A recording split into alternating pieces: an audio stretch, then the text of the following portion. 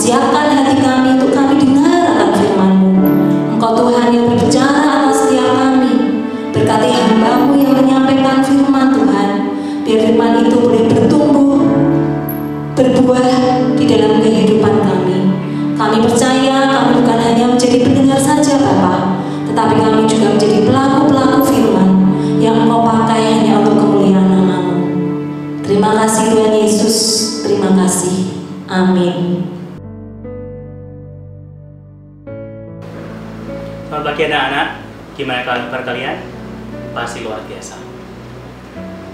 Dan pada pagi hari ini, mari kita awali hari kita dengan firman Tuhan, karena firman Tuhan itulah yang merupakan kekuatan kita.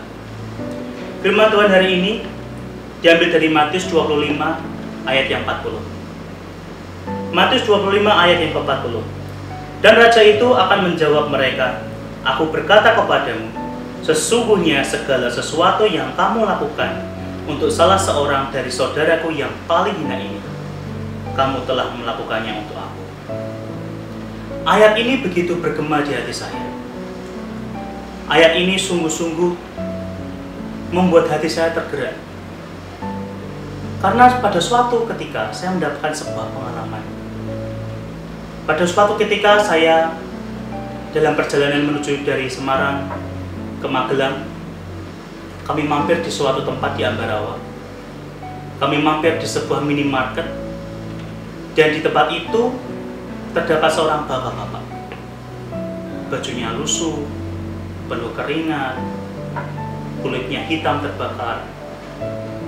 Dan di sampingnya ada beberapa barang-barang yang saya yakin pada waktu itu adalah barang-barang dagangannya. Saat saya memarkirkan kendaraan, kemudian saya turun.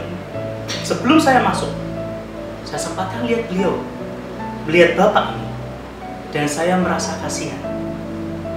Kemudian saya masuk ke dalam minimarket tersebut, saya beli beberapa barang, saya beli beberapa minuman, dan saya dan keluarga saya, kita duduk di teras sambil menikmati makanan dan minuman tersebut.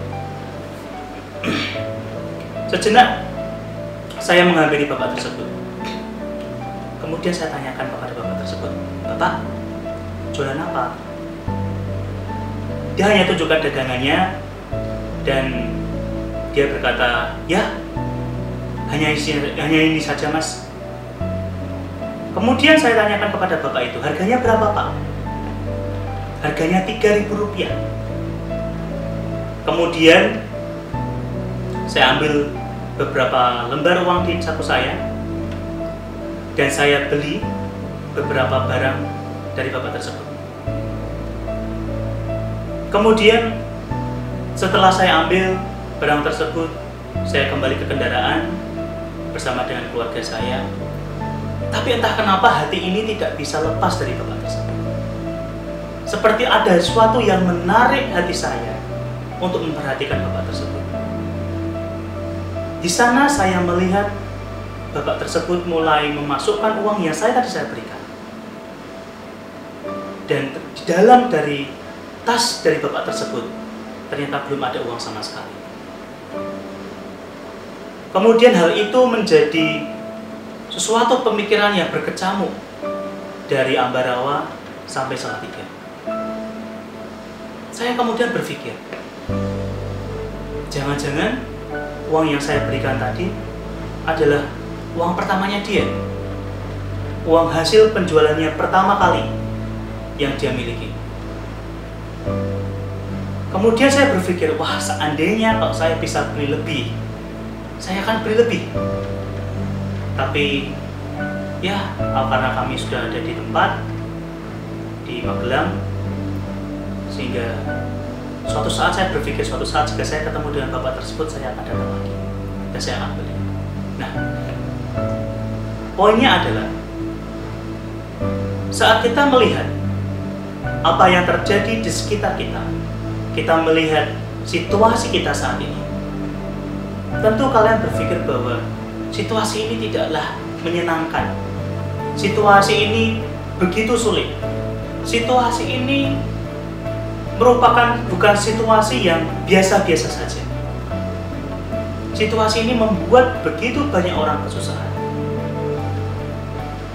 Sedangkan jika kita memiliki suatu keinginan, saat kita bisa membantu orang tersebut, saat kita bisa memberikan sedikit yang kita berikan sebagai bantuan, mungkin alangkah leganya atau alangkah bahagianya orang-orang yang membutuhkan. Sesuai dengan apa yang dikatakan dalam firman tersebut, dan raja itu akan menjawab mereka, aku berkata kepadamu, sesungguhnya segala sesuatu yang kamu lakukan untuk salah seorang dari saudaraku yang paling hina ini, kamu telah melakukannya untuk aku. Dari pengalaman ini untuk menjadi sebuah teladan, tidaklah susah, tidaklah sulit. Cukuplah kalian memberikan apa yang bisa kalian berikan. Bantuan apa yang kalian bisa berikan kepada orang yang membutuhkan, dengan kasih, dengan sukacita, dengan rasa bersyukur. Karena kita tidak mau tahu, mungkin kita tidak tahu apa yang sebenarnya terjadi, dan kita tidak tahu keadaan orang tersebut. Tetapi apabila kita melihat dan hati kita tergerak untuk membantu, pastilah kita harus melakukannya, karena orang tersebut membutuhkan bantuan. Untuk menjadi teladan, kalian tidak perlu jadi superhero. Untuk jadi seorang teladan, kalian tidak perlu menjadi orang yang punya superpower. Kalian cukuplah bisa memberikan apa yang perlu kalian bisa berikan. Hal-hal apa yang bisa kalian kerjakan untuk mereka, dan orang-orang tersebut dapat terbantu. Apakah itu sulit? Tentu tidak. Karena asalkan hal itu muncul dari dalam hati, muncul dari keinginan dari dalam hati, dengan ikhlas dan kasih, tentu hal itu tidak akan sulit. Jadi, hal-hal yang perlu dilakukan untuk menjadi teladan adalah kita harus peka dengan hal-hal yang di sekitar kita, hal-hal yang sederhana yang bisa kita lakukan. Kemudian kita harus memiliki keberanian untuk melakukannya, dan kita lakukan dengan segala, dengan hati yang penuh tulus dan hati penuh kasih. Jadi jika kita perlu menjadi teladan bagi sesama, kita harus melakukannya dengan tulus hati. Mari kita berdoa. Bapa dalam kerajaan surga, hamba-Mu berdoa di dalam nama Tuhan Yesus. Anak-anak-Mu, mereka akan menjadi teladan bagi sesama. Hamba-Mu percaya Tuhan, pernyataan-Mu ya dan amin dalam hidup kami. Kami percaya Tuhan, bahwa hidup kami begitu Engkau perhatikan. Dan kami percaya Tuhan, bahwa rancangan-Mu yang indah itu akan segera terlaksana dalam hidup kami. Dalam situasi seperti ini Tuhan, kami percaya bahwa sekecil apapun yang bisa kami berikan bagi saudara-saudara kami yang membutuhkan, pasti itu sangat berarti. Berikan kami keberanian Tuhan, agar kami dapat melakukannya, dan orang lain juga bisa merasakan kasih yang daripada-Mu melalui kami. Hamba-Mu berdoa di dalam nama Tuhan Yesus. Berikan roh hikmat, keberanian, agar kami bisa melakukannya dengan tulus hati, dan kami bisa melakukannya demi kemuliaan nama-Mu. Terima kasih ya Tuhan. Sebentar kami akan melanjutkan pelajaran. Kami mohon roh hikmat, agar kami dapat melakukannya dengan sukacita. Kami melakukannya dengan penuh tanggung jawab, dan kiranya nama-Mu dipermuliakan dalam hidup kami. Terima kasih ya Tuhan. Demi dan di dalam nama Tuhan Yesus, kami telah berdoa. Amin. Anak-anak, setelah mendengarkan dari sharing pagi hari ini, mari kita lanjutkan dengan proses belajar kita. Tuhan Yesus memberkati.